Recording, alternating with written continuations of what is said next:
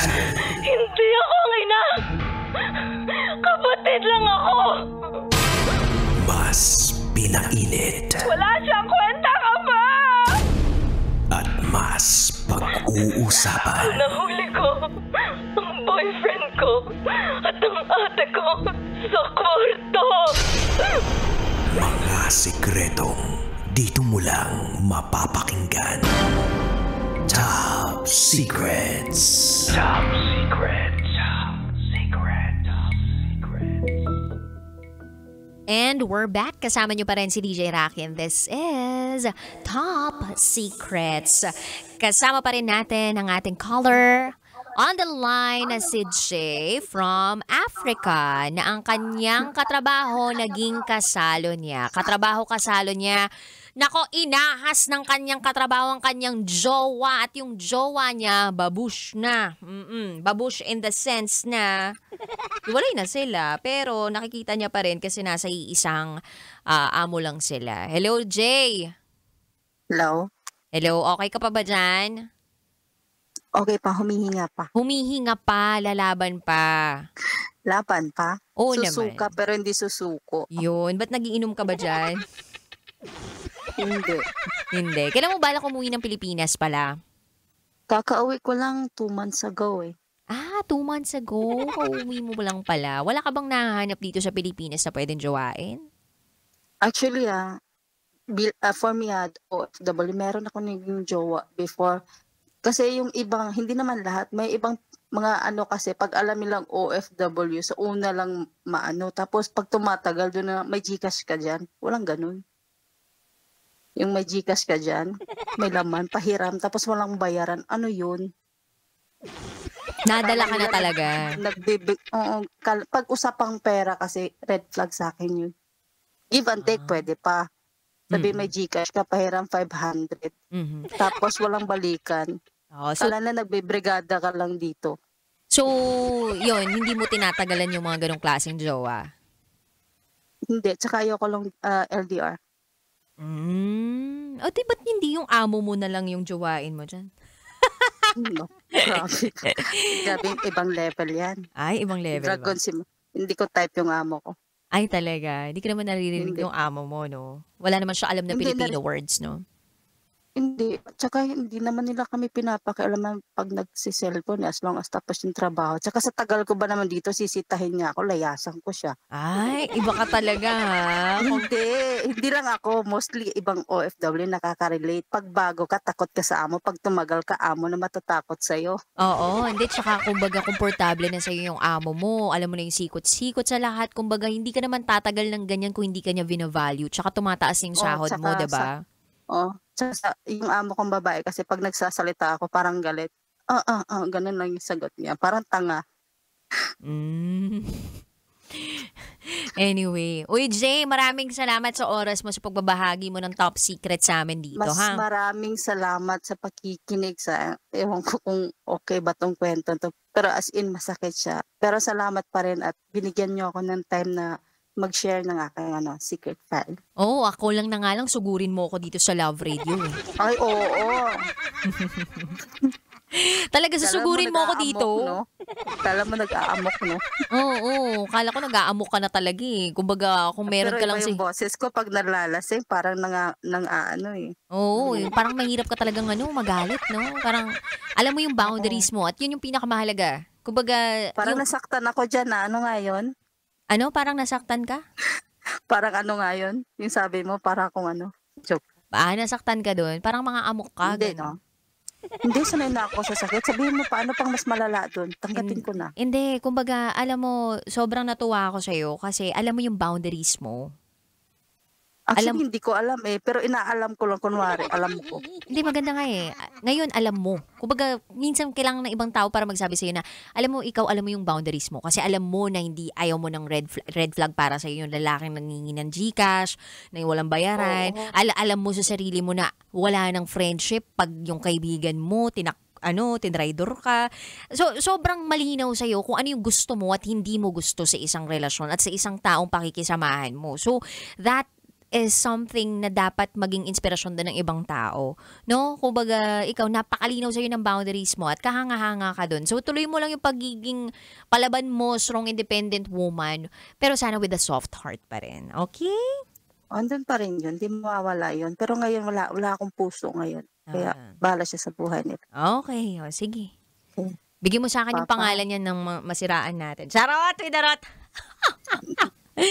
Sige na. Ano yun, sulsul lang? Sige, bye-bye. Jay, thank you so much. Bye!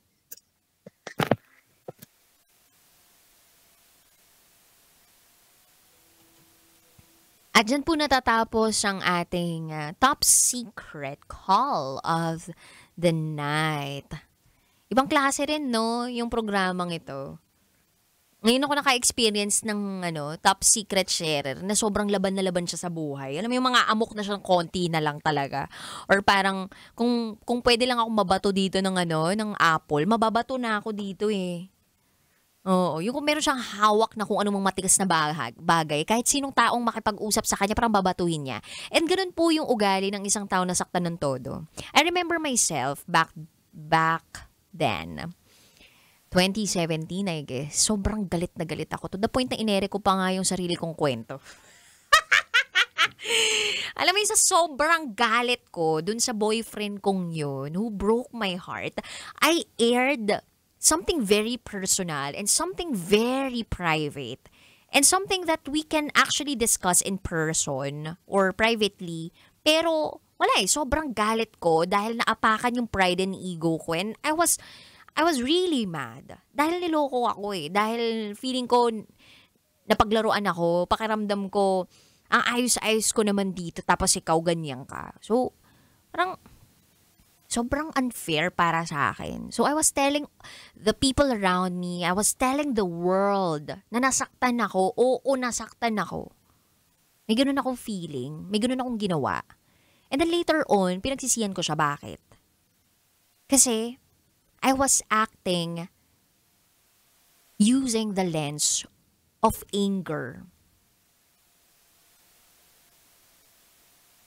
And it wasn't healthy. I mean, hindi siya nakaka-healthy kung gusto kong ibalik yung relasyon namin.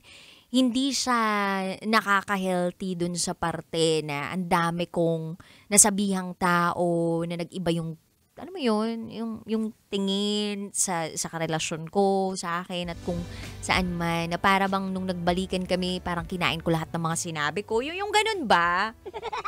So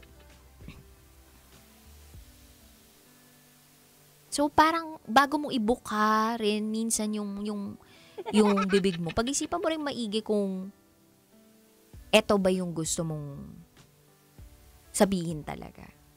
And it helps kung sakali man na ito yung nararamdaman mo, sasabihin mo agad, lalo na sa mga pinagkakatiwalaan mong tao, then go.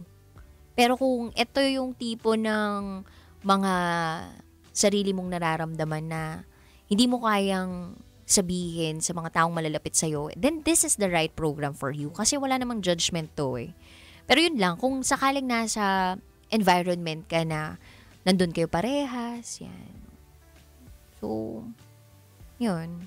Feeling ko, mas marami pa tayong dapat matutunan sa buhay. Yun yung lesson learned ko noong time na yun Dami ko pang dapat matutunan. Mag-grow pa ako. So, imagine that 24, 25-year-old woman shouting to the whole world na nasaktan ako. Ako yung biktima dito. Tingnan nyo kung maigi. We seek validation na oo, biktima ka at kawawa ka dito at siya, siraulo, tarantado siya. Ganun yung gusto natin parang ipalabas sa buong mundo na tayo yung biktima at siya yung talagang sumira sa atin. Well, kapag niloko ka naman talaga, ay talagang tarantado siya, 'di ba? Siraulo talaga siya. Kung pwede nga lang ipahiya, papahiya mo talaga kasi ang ayos-ayos mo magmahal tapos gaganunin ka Pero iba tayo kung paano natin i-handle. Pero ako na-realize ko talaga, never ever parang let the world know your deepest and parang weakest point. of your life using the lens of anger. Kasi baka bawiin mo din yung lahat ng mga sinabi mo. But it's okay and it's healthy to express yourself. Especially pag ganito kabigat yung nararamdaman mo. Yung parang sa sender natin, pwede sa akin yun. Kasi anonymous naman siya dito eh.